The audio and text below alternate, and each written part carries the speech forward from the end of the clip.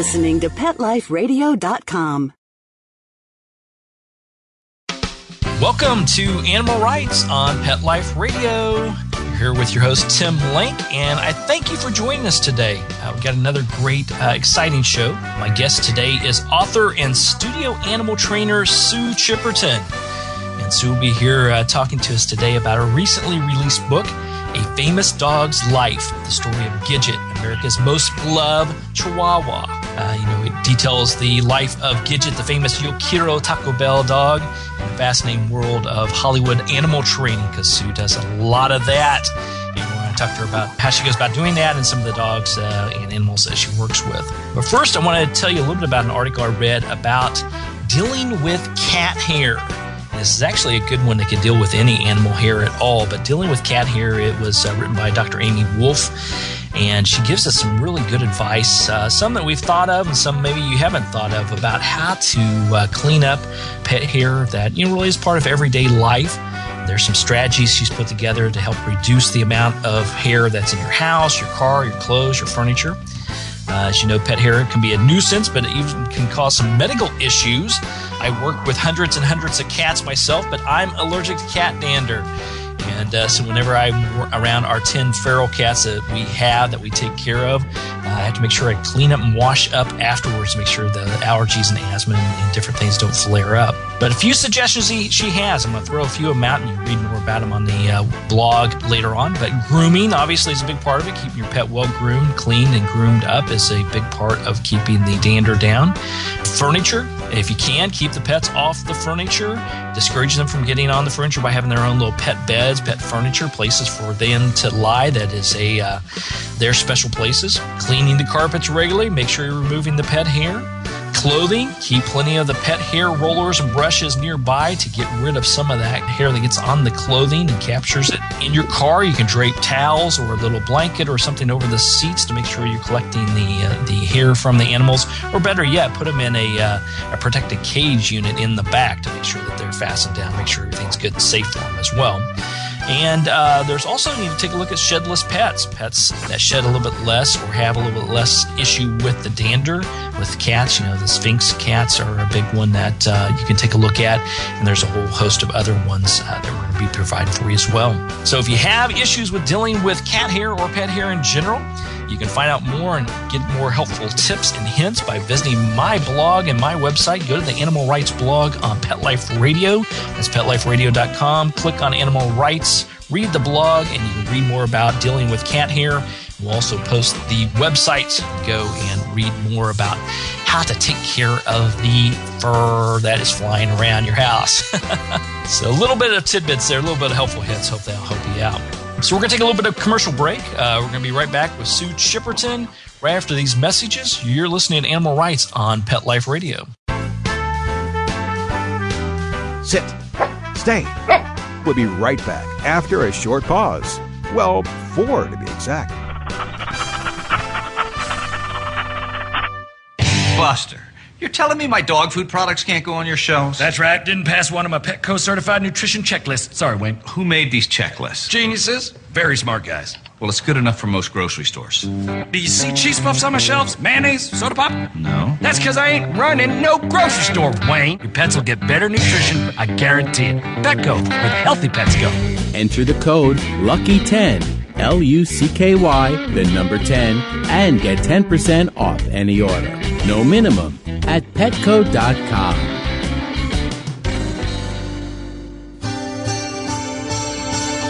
I play tennis because I love to. But inside, I want to win. Take away the court, the net. I might not be a player, but I'll always be a competitor. Lady Foot Locker understands that. Lady Foot Locker, the first to carry Adidas off-court shoes and the gear that goes with them. If you play your best, there's no regret. Lady Foot Locker, one place, every woman. Go to ladyfootlocker.com and enter the code AFANW1LF to get 10% off any order of $50 or more. Or enter the code AFANW2LF to get 15% off any order of $75 or more at ladyfootlocker.com. I don't make any decisions about who to hire without going to Angie's List first. You'll find reviews on home repair to healthcare, written by people just like you. With Angie's List, I know who to call, and I know the results will be fantastic. Angie's List. Who you can trust. Go to angieslist.com/rights and get 25% off any subscription. That's angieslist.com/rights. WRITES. This year, Americans are expected to spend a jaw-dropping $36 billion on their pets. From lighted leashes to high-end spa products, the discriminating pet owner can find just about anything to pamper his or her pet. Hi, this is Michelle Fern. Join me every week for Best Bets for Pets, where we'll talk about the latest pet products and talk to the companies that make them. Best Bets for Pets, every week, only on PetLifeRadio.com.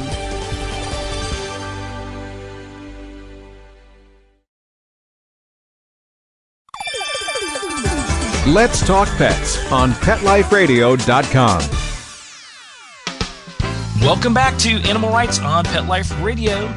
Joining me now is Sue Chipperton, author of the recently released book, A Famous Dog's Life, The Story of Gidget, America's Most Beloved Chihuahua. Sue, welcome to Animal Rights on Pet Life Radio. Thank you for having me. We're thrilled to have you here on today. I think everybody knows Gidget and knows the story a little bit about Quiero Taco Bell, but I want to go behind the scenes and learn a little bit more. So tell us a little bit about the book, A Famous Dog's Life. Well, the book starts at the beginning of her life when I found her as a puppy at a breeder. I fell in love with her when she was 8 weeks old. And we got her, and she lived with me right up until she passed away in 2009 when she was 15 years old. So I had her the whole time. She was, lived life pretty much as a pet. So the book chronicles her entire life from when I found her right up until the end. Speckled in amongst all of that is my story of working on set with other animals and the celebrities that I've worked with and, all the fun behind-the-scenes stories and a few little training tips thrown in there for good measure. That's right. So that's pretty much what the book consists of. It's amazing how you're able to do all the things you're doing, and as busy as you are. And as you said earlier, you're on set right now doing another movie with one of your other famous furry friends there as well. Yes, I managed to walk away. I'm keeping an eye on them, and I hope they don't call me while I'm on the phone with you. Well, we appreciate it. So tell us a little bit about, obviously it's a great story. Everybody wants to know about Gidget, but what inspired you to write the book? Well, really what got me going on it was when she did pass away in July of 2009, I was completely amazed at the response, the media and just people writing in their blogs.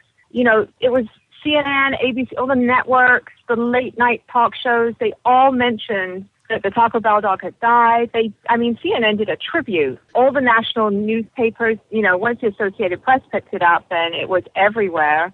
And I spent 3 days doing interviews on the phone, and to me it was just amazing that, this little dog hadn't even been on television in 7 years. That was, how long it had been since the last Taco Bell commercial. And here we are 7 years later, and people are still remember who she is and love her. It was crazy. It was really crazy. So I just had the idea that, it's an interesting story to tell. There haven't been that many stories about famous dogs and how they got started and, all behind the scenes. And seeing that she is so well known, it seems like, a good thing to do. Absolutely. Well, I know I've got my complete set of stuffed talking Gidget Quiero dogs of my prized possessions, so I still got those. I hope they're still in the bags because I know. No, I didn't keep them in the bags, and they won't be on when we post it for sale. They're my prized possessions. Yeah, the true collectors, they keep them all bagged up so they're brand new, and then 50 years down the road, they're worth a fortune. That's right. Well, mine's in sealed containers, and they'll definitely be there, but they're going to stay in my possession, that's for sure. So with Gidget, obviously, you, as you mentioned, you found her. She was in your life the whole time. She was with you until her transition. But how did you know that Gidget had what it took to take to the commercials and the television and everything that she did? Well, the thing is with puppies, you never know. And that's true for a pet. You don't really know what you're getting. if you get a purebred dog, obviously you have kind of an idea because you can look at both parents and previous litters and see like what you're getting. But, if you get a young dog from the shelter, there's no real indication what you're going to end up with. And when you get a puppy, especially if there were no parents there, I think the lady that had her had the mother or something, and it wasn't really I think it was an accidental breeding. So when I saw her, it was just, initially it was her personality. 8 weeks old, there she was, jumping up and down and outgoing and just seemed like she had a really cute, and of course she was adorably cute, but, which puppy isn't adorably cute? But, I've had puppies before that I've trained them, and when they get to about 2 or 3 years old and they start to go out on jobs and they just don't work out. Their personality isn't suited to be a dog working on set or mingling with lots of people, and we find homes for them. So there really is no way of telling what you're going to get when you get a puppy. Now, the other side of that is when you get an adult dog from the shelter, you have a better idea when you're getting an adult dog, what you're getting when you go see it. So it's a lot of work to put. That's why we try and adopt everything. Most of our dogs are adopted from shelters because you put 2 or 3 years in from a puppy and then it doesn't work out. That's a lot of time. Yeah, absolutely. And you're helping those animals out. And like you said, if it doesn't work out, if they don't settle into the work, you're finding them great homes to boot. So that's a win-win situation. Are there certain things you look for when selecting an animal to work with?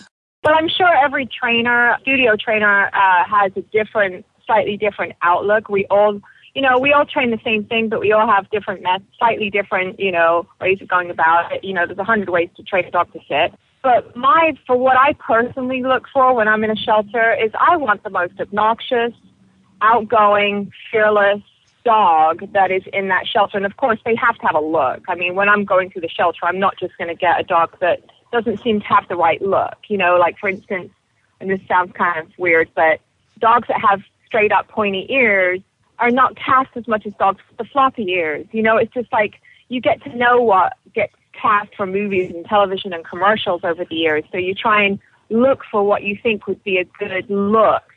Now, when you find something that looks good, you then, of course, check out their personality. So if you're walking in a shelter and there's like 200 dogs barking and going off and, somebody's walking through there and dropping trash cans and the dog is just standing there with his feet up on the gate, wagging his tail, and he's able to interact with you, that's amazing. That in that environment, that stressful environment, he can do that. So that's what I look for. I don't want the dog for studio work that is sitting in the back of the run with his tail tucked between his legs. That might make a good pet. But for me, I need something that is not going to be intimidated, is not going to be shy, and I don't have to fix a lot of problems, behavioral problems.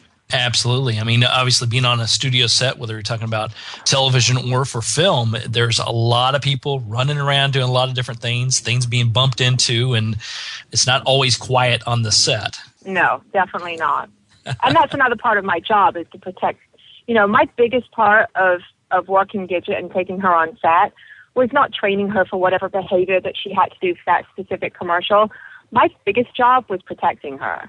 So when I walk on set, I'm scanning the stage. I'm looking to see who's going to move a big lamp and drag scenery across the room. And, hopefully by the time they're all set with lights and everything and ready to shoot, there's no work going on.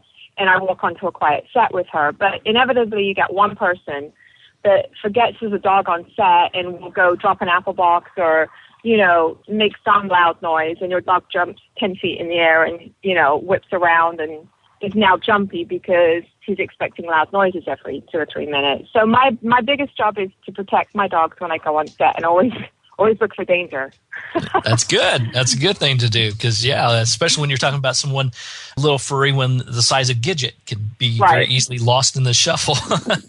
Yeah, definitely. We're going to take a little bit of break here, but after the commercial break, we're going to continue our conversation with Sue Chipperton, talking about her book, A Famous Dog's Life. Right after these messages, you're listening to Animal Rights on Pet Life Radio. Sit. Stay. We'll be right back after a short pause. Well, 4 to be exact. Love your pets but wish their medications were a lot less expensive? They are at 1-800-PET-MEDS. You'll not only save on flea and heartworm medications, but on prescriptions for arthritis, incontinence, thyroid, and more. And you get fast service, free shipping, and a 100% satisfaction guarantee. Plus, our licensed pharmacists ensure accuracy, monitor drug interaction, and more. See why over 5 million people have trusted their pet's health to 1-800-PET-MEDS, America's largest pet pharmacy. Call now or order online. Go to petmeds.com/lucky, LUCKY, to get 10% off any order and free shipping on orders of $39 or more at petmeds.com. There's a movement afoot, ShoeBuy.com. Join the millions of people who shop ShoeBuy.com's over 400 brands and 500,000 products. Order now and get free shipping and free return shipping. ShoeBuy.com, the world's greatest shoe store. Walk your dog in style and comfort. Enter the code LUCKY, LUCKY, at checkout and get a 10% discount plus free shipping at ShoeBuy.com. How would you like your business to reach out and invite in our audience? We have a brand new trademark concept called Info Seeds. Info Seeds are short 20-second seeds of information about your place of business, practice, or service. We only have a limited number of slots left. For more information, visit PetLifeRadio.com. Click on sponsorship information. There you can listen to a sample of Info Seed or email us at PetLifeRadio.com. Remember, only a limited number of opportunities are available. Hi everybody, I'm Megan Blake here with my sidekick Super Smiley, the giant mutt and spokes dog for throwaways. You're listening to Pet Life Radio, and I'd like to tell you about our brand new show, A Super Smiley Adventure. Our show explores adventures with animals. They can be traveling, out in the world trips, or inner journeys where our animals lead us to inspiration and self-discovery, or just plain fun adventures. Join us here on Pet Life Radio on A Super Smiley Adventure. Good boy. Let's talk pets. Let's talk pets On Pet Life Radio. Pet Life Radio. PetLifeRadio.com. Welcome back. Welcome back to Animal Rights on Pet Life Radio. We're here talking to Sue Chipperton about her recently released book, A Famous Dog's Life, the Story of Gidget, America's Most Beloved Chihuahua. Now, Sue, share with us some of the lessons that you've learned from the animals that you've worked with, especially with Gidget. Let's see. Well, I mean, she was my first small dog, so I would have to say, pretty much going back to what I just said about, protecting them. Prior to Gidget, I had only worked large dogs, labs, German shepherds. I'd been working at Studio Animal Services, the company I still work for now 17 years later. I'd only been there a year, and I had got my dog Beans out of the shelter when she was 6 months old, so I'd been training her for 6 months, but she was a cattle dog mix. So, I guess she was one of the first dogs that made me actually get into that mode of, being protective. And that's also like when you walk down the street. I mean, I go down to, in Santa Monica, close to where I live, there's an area called 3rd Street Promenade, and it's, it's a huge shopping area with restaurants, and it's a closed off, walkway. There's no vehicles.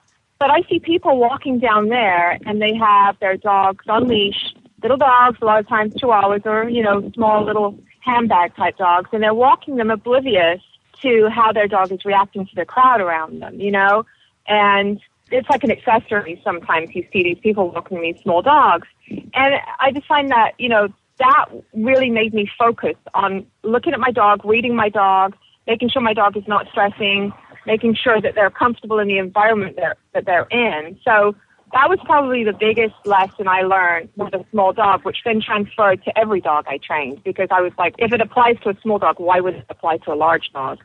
And so that's pretty much, I guess, the biggest lesson that I learned, doing this and training animals. Good.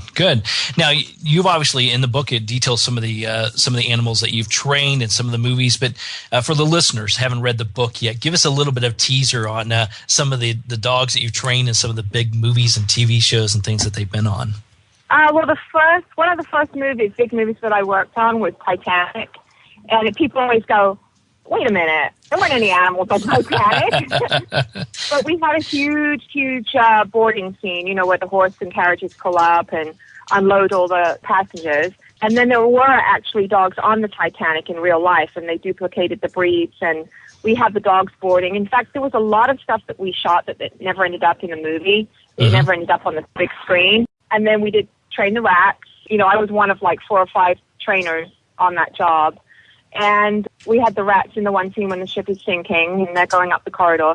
There was that one, and then, of course, I did both Legally Blonde movies and trained the Chihuahua Mooney for that. So that was fun, and Reese Witherspoon was an absolute perfect actor to work with and a joy to work with as far as working with animals. And in fact, she wrote the foreword for the book, for my book, which was fantastic.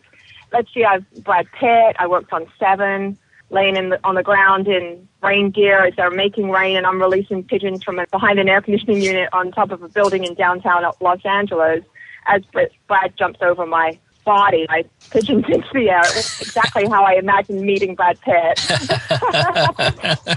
And, you know, I've gone down the road. I've done a lot of movies with the director Tony Scott. The Fan was one of them. There was a Rottweiler in there and some puppies. And Crimson Tide, we had a cat and a dog. And more recently, in the last 3-4 years, Deja Vu. So we always work with him, and Clint Eastwood, Gran Torino, with the dog in that. And we just did a few little dogs in his latest movie, J. Edgar. So, yeah, our company, Studio Animal Services, that I work for, while we primarily do commercials as our bread and butter, you know, it's fun every now and again we get the occasional movie that comes along, which kind of breaks it up. Absolutely. So big names, big movies. And I hear that Gidget had a nice encounter with Antonio Banderas' nose at one point. Yeah, I was actually working for another animal company at the time. They'd subcontracted all the animal companies in Los Angeles while we're all, you know, everyone's working for themselves. We all subcontract from one another. So they had this movie, Crazy in Alabama, that they needed 3 chihuahuas for. So Gidget went along, out of character, not hired as the Taco Bell dog, merely as a chihuahua to be in the scene. And Antonio Banderas was directing it, of course. And this was during the time that I called Gidget's naughty phase, when she got to the point where she was kind of fed up with all the attention. And people would come up and put their face right in if you were holding her. Would put their face right in and go, "Oh, the cute little chihuahua." And she would go, "Ah." and aim for their nose with her mouth. And Antonio fell right into the trap. So he called it a love bite, I think, at the time. I was a little bit mortified that my dog had just bitten the director, but he didn't seem to care. That's right. So lessons learned, dog lessons learned, never put your face in there without asking. That's the key. Yes, definitely. Now, Sue, I know you talked a little bit earlier about all the impact when Gidget made her transition when she passed away. I know I saw it on Facebook, of all things. The announcement came out, and I saw that. And of course, I was deeply touched and remembered Gidget and everything she did. But can you reflect back on maybe one of the most memorable letters or emails, something that you received from the fans of Gidget when she made her transition? Well, gosh, there were several.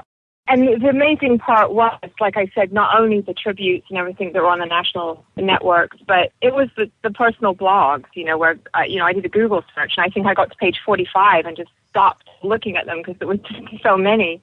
But I remember, like, there was a guy who, he made a T-shirt. He's an artist. And he did a tribute T-shirt, which he was, of course, selling. But it was just this, he did Gidget's face in one of the typical Taco Bell poses, and he made it out of nachos and cheese. And it was bizarre how, I had to look at it twice. I'm like, that is made out of tacos and cheese? I mean, it looked like an oil painting. And he had crafted this image, and then he photographed it, and then he applied it, to T-shirts.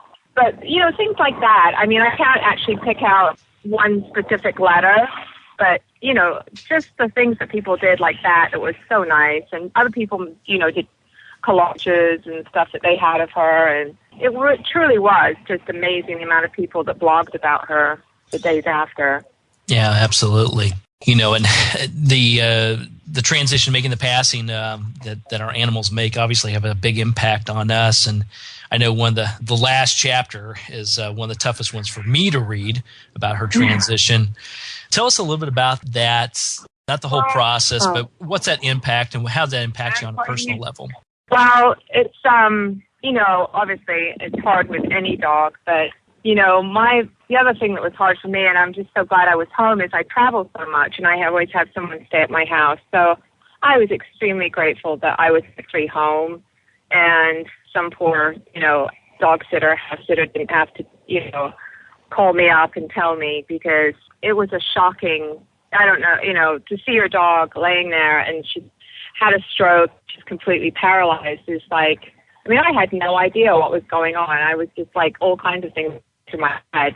And I was hysterical all the way to the vet. And so it was extremely hard. And then, in 15 years, she's always there, and she used to sleep on the chair next to my bed in her own bed. So, you go to make the food for all your dogs, and you put down their dog bowls, and suddenly there's not, Yeah, it's tough. It's I always find that I have 2 schnauzers myself, and my boy Woody passed away last July, and I still find it surreal today, to not have the additional bowl there, and feeling him around me, knowing, remembering him and feeling him around me, but yet he's made his transition. To me, it's very happy at times, sad at times, but very surreal. It just doesn't seem possible. Well, you can find out more about Sue Chipperton in her new book, A Famous Dog's Life, The Story of Gidget, America's Most Beloved Chihuahua.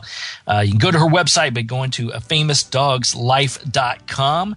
Pick up the book. You're going to love it. Obviously, everybody knows Gidget, but there's some great stories about all the other dogs and the great things that Sue does.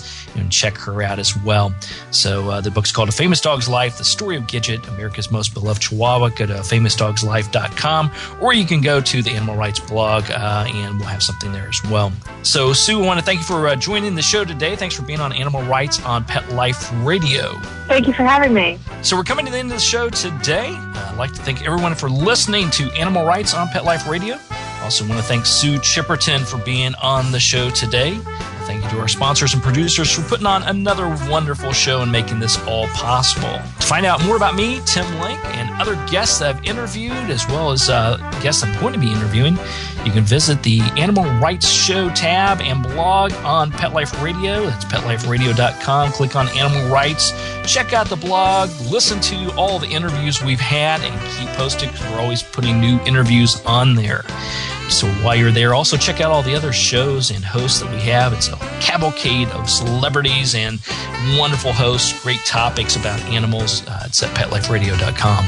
If you have any questions, comments, or ideas for the show, you can email me. Email me at tim@petliferadio.com. That's tim@petliferadio.com. And I will answer any questions you've got, entertain any comments you have. Let me know who you'd like to see on the show, and I'll do my very best to bring them onto the show. So until next time, write a great story about the animals in your life. Share it in a blog, article, or in a book. Who knows? You may be the next guest on Animal Rights on Pet Life Radio. Have a great day. Let's Talk Pets, every week on demand, only on PetLifeRadio.com.